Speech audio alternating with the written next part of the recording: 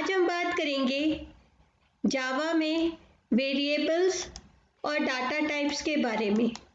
सबसे पहले जावा के अंदर एक सेक्शन होता है जिसको हम कहते हैं कमेंट्स। कमेंट्स होते हैं वो एडिशनल स्टेटमेंट्स जो हम प्रोग्राम के साथ लिखते हैं, जिससे कि कोई और अगर हमारे प्रोग्राम को ओपन करे तो वो उस प्रोग्राम का पर्पस समझ सके, या हम भी अगर कभी उस प्रोग्राम को दोबारा रन करें या ओपन करके पढ़ना चाहें तो हमें पता चल सके कि हमने वो लाइन या वो स्टेटमेंट या वो प्रोग्राम किस लिए बनाया था। अब कमेंट्स जो होते हैं वो 2 टाइप के होते हैं। सबसे पहला होता है single line comment. Single line comment वो होता है जो कि हमारा एक लाइन में ख़त्म हो जाता है और हमेशा 2 फॉरवर्ड स्लैशेस से के आगे जो भी हम लिखेंगे वो हमारा सिंगल लाइन कमेंट कंसिडर किया जाएगा। और अगर हम नेक्स्ट लाइन में कुछ और लिखते हैं तो वो चीज़ जावा एज ए एरर लेगा। और जो भी चीज़ सिंगल लाइन कमेंट में लिखी होती है उसको कंपाइल टाइम पे जावा इग्नोर कर देता है और उसको कंपाइल या कन्वर्ट नहीं करता बाइट कोड के अंदर। जैसे हमने यहाँ पे लिखा हुआ है this is a comment and it is written by 2 forward slashes, so it will be ignored by Java during compilation.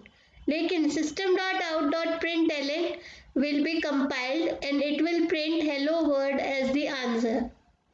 Similarly, हम सिंगल लाइन कमेंट को स्टेटमेंट के बाद भी लिख सकते हैं followed by 2 forward slashes. Next है multi line comments. Multi line comments होता है जो एक से ज़्यादा लाइन के अंदर लिखा जाता है और इसको लिखने के लिए हमें स्लैश और एस्ट्रिक लगाना होता है और एंड में भी एस्ट्रिक और स्लैश लगाना होता है। इसके बीच में हम जो भी लिखेंगे वो जावा इग्नोर करेगा and will consider it as a comment. तो इसको हम कह सकते हैं ब्लॉक ऑफ लाइन्स या ब्लॉक ऑफ स्टेटमेंट्स।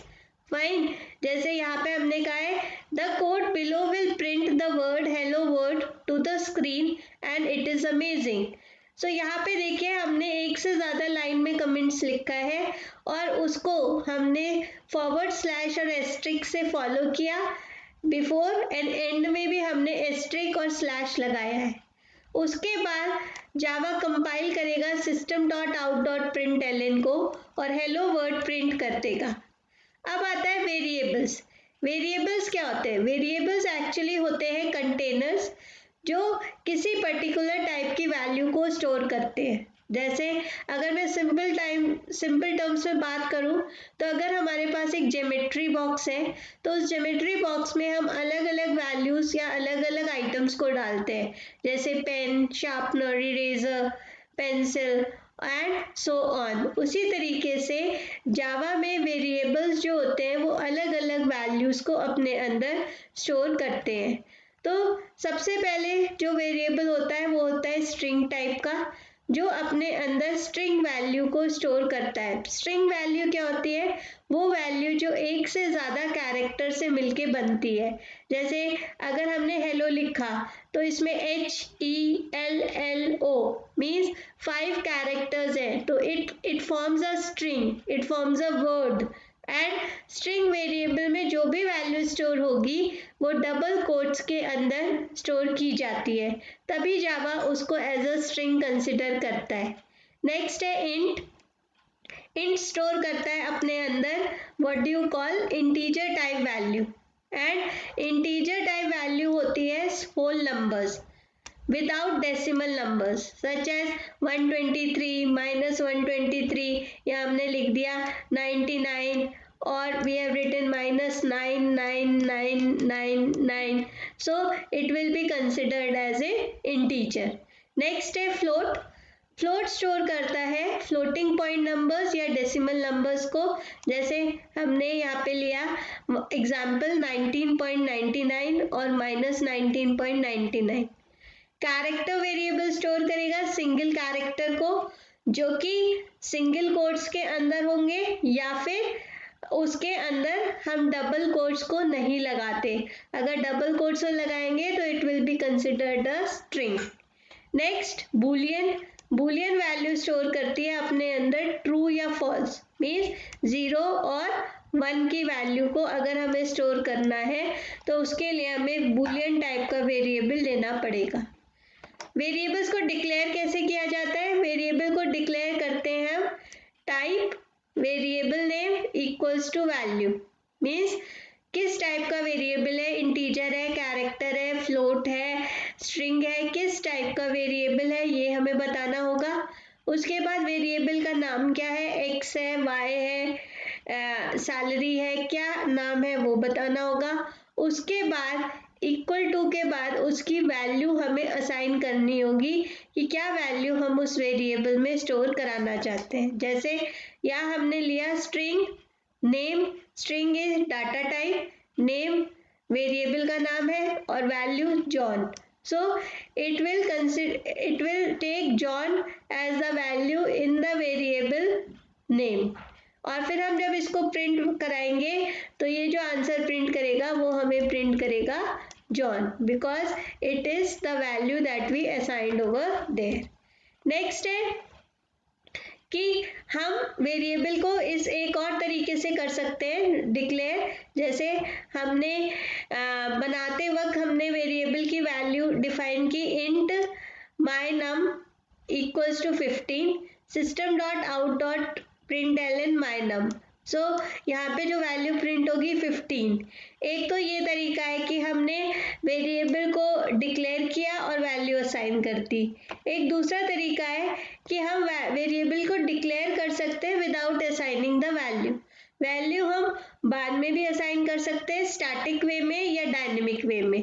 अब यहाँ मैंने स्टैटिक वे में वैल्यू असाइन की है लेकिन डिक्लेरेशन के बाद, जैसे इंट माइनम देन माइनम इक्वल्स टू 15, तो 15 वैल्यू हमारी माइनम के अंदर चली गई जो हमने क्रिएट किया था पहले। उसके बाद जब हम इसको प्रिंट कराएंगे तो ये वैल्यू प्रिंट करेगा 15। अब बात आती है कि क्या हम किसी एक वेरिएबल की वैल्यू को चेंज भी कर सकते हैं अगर हमने पहले डिक्लेयर करा है तो? Yes we can change. जैसे यहाँ पे मैंने इंट माइनम इक्वल्स टू 15 किया, उसके बाद मैंने माइनम की वैल्यू को चेंज कर दिया इक्वल्स टू 20, तो ये क्या करेगा, पहले वैल्यू वाली वैल्यू को ओवरराइट कर देगा और अब इसके अंदर जो नई वैल्यू आएगी वो आएगी 20। तो जब हम इसको प्रिंट करेंगे तो ये नई वैल्यू को प्रिंट करेगा 20, ना कि पहली वैल्यू 15। अब बात आती है फाइनल वेरिएबल्स। फाइनल वेरिएबल्स क्या होते हैं? फाइनल एक कीवर्ड होता है जो हम किसी भी वेरिएबल के आगे लगा सकते हैं और इसका बेनिफिट क्या होता है कि अगर मैं किसी वेरिएबल के आगे फाइनल लगा दूं तो उस वेरिएबल की वैल्यू को मैं या कोई और during the program execution change नहीं कर सकता।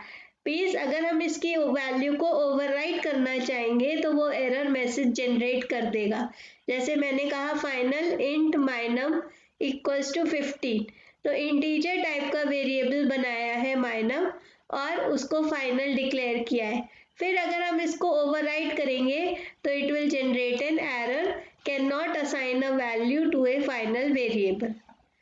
अब other ways of declaring the variable, और तरीके के वेरिएबल कैसे डिक्लेयर होते हैं, जैसे int my num equals to 5 is a integer variable, float my float num equals to 5.999 f means it is a floating point number. Char variable declare होगा char keyword से और सिंगल कोट्स में value pass होगी, जैसे यहाँ पे हमने किया है char my letter equals to D.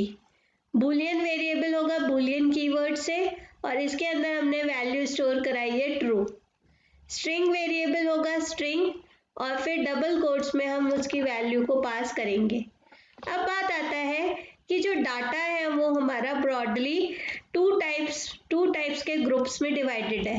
एक है प्रिमिटिव डाटा टाइप्स और एक है non primitive data types. Primitive data types वो डाटा टाइप्स होते हैं जो ऑलरेडी पहले से प्री डिफाइंड होते हैं और उनकी फंक्शनिंग प्री डिफाइंड होती है जावा के अंदर। उनको हम सिर्फ यूज करते हैं according to the values that they can take, means उसमें हम अपनी मर्जी से कोई चेंजेस नहीं कर सकते। तो जैसे बाइट हो गया, या फिर शॉर्ट हो गया, इंट हो गया, लॉन्ग हो गया, फ्लोट हो गया, डबल हो गया, बुलियन हो गया, कैरेक्टर हो गया, तो ये सारे हमारे जो है वो प्री डिफाइंड डाटा टाइप्स हैं जो लैंग्वेज क्रिएट करते वक्त हमारे लिए बनाए गए थे और हमें उन्हें सिर्फ यूज करना है। नॉन प्रिमिटिव डाटा टाइप्स वो होते हैं जो यूजर अपने रिक्वायरमेंट के हिसाब से जनरेट कर सकता है या बना सकता है। For example string, arrays and classes. मुझे ज़रूरत है तो मैं क्लास डिक्लेयर करूँ, नहीं है तो नहीं करूँ। क्लास में क्या मेथड होंगे, क्या वेरिएबल्स होंगे, वो मुझ पे डिपेंड करता है। तो इस टाइप के डाटा टाइप्स को हम नॉन प्रिमिटिव डाटा टाइप्स कहते हैं। अब प्रिमिटिव डाटा टाइप्स की जो साइज है और जो वैल्यूज वो वेरिएबल ले सकते हैं वो ऑलरेडी हमारे को दी हुई है, उसके अकॉर्डिंगली हम वेरिएबल को डिक्लेयर करते हैं। और साथ ही इन प्रिमिटिव डाटा टाइप्स में कोई भी एडिशनल मेथड्स नहीं होते। अब हमारे पास 8 different primitive data types available है जावा में। पहला है बाइट, इसका साइज है 1 बाइट और ये स्टोर करता है होल नंबर्स बिटवीन -128 टू 127। दूसरा है शॉर्ट जो 2 बाइट्स की साइज का है और ये स्टोर करता है 32,768 वैल्यूज एंड यहाँ इसकी रेंज है -32768 से 32767 तक। इंट है 4 बाइट्स का है, इसका स्टोरेज स्पेस ज़्यादा है, -2147483 से लेके सेम नंबर पॉजिटिव में। लॉन्ग है 8 बाइट्स का है, ये और भी लॉन्ग नंबर्स को अपने अंदर स्टोर कर सकता है, but all these will be the whole numbers. Fine. Next है फ्लोट जो डेसिमल नंबर्स को स्टोर करता है और इसका स्टोरेज स्पेस है 4 बाइट्स और इसके अंदर जो वैल्यू स्टोर हो सकती है वो 6 to 7 डेसिमल डिजिट्स तक की वैल्यू स्टोर कर सकते हैं हम। जैसे अगर मैंने कहा 5.6666666, सो इस टाइप की वैल्यूज को हम फ्लोटिंग डाटा टाइप में स्टोर कर सकते हैं बिकॉज डेसिमल पॉइंट के बाद इसमें 6 डिजिट्स है। और डबल है जो 8 बाइट्स का होता है और इसके अंदर डेसिमल पॉइंट के बाद 15 डेसिमल डिजिट स्टोर की जा सकती है। बूलियन हमारा 1 बाइट का होता है जो ट्रू एंड फॉल्स को स्टोर करता है। कैरेक्टर हमारा 2 बाइट्स का होता है जो सिंगल कैरेक्टर या लेटर को अपने अंदर स्टोर करता है। In the next class, we will talk about the detailed functioning of the primitive and non-primitive data types. I hope you like the video. Please do stay connected for further updates on Java. Thank you.